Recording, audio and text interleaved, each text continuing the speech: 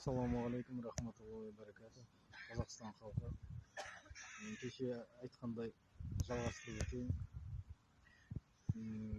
Соғыс басталғалы 3 мекеме Қызылорданың күріш компаниясы мекемесі, яғни соғыс басталғалы Ресейге әскеріне күрішпен қамтамасыз етіп отыр.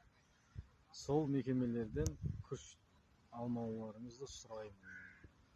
Сатып алсаңыздар Ресейге көмектескендеріңізбен тең болады. Ол мекемелер жаттап алыңыздар: Абай Дәулет, Абзал ика, Асылдан деген. Осы 3 мекеме Ресейдің әскерінің күрішпен қамтамасыз етіп отыр. Қан төгіп отыр Ресейде. Соған жаңағы жәрдем еткеніңізбен тең Ресейге қан төгуге. Осы 3 мекеменің күрішіне абай болыңыздар. Байқаңыздар. Сатып алмаңыздар. Здравствуйте, дорогие казахстанцы. Я хотел сказать, есть в Казахстане, особенно в городе Кызылорда, 3 компании, рисовые компании.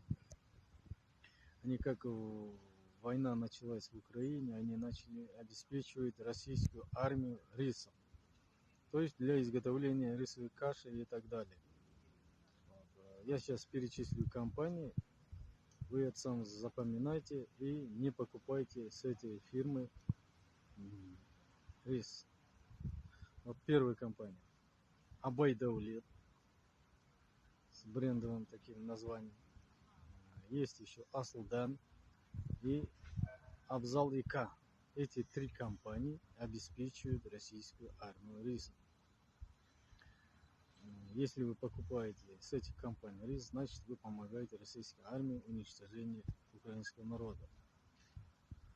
Вот. Это моя просьба лично от всех народов Украины и так далее. Но у кого какие проблемы есть, пишите. Я WhatsApp оставлю в этом ТикТоке. Кімде қандай мұң-мұқтаждарың болса, мен жаңа төменде болмаса жоғарыға жаңа WhatsApp нөмірімді жазам.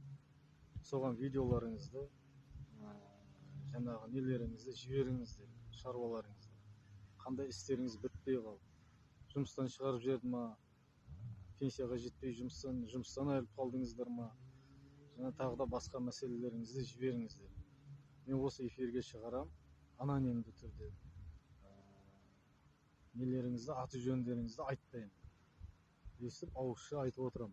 Мынандай жерде мынандай жағдай болып қапты, мынандай не қылған екен, қысым алған екен, қысым алып жатыр екен, мынандай жерде мынандай істелінбей қалды деген нәрселерді жіберіп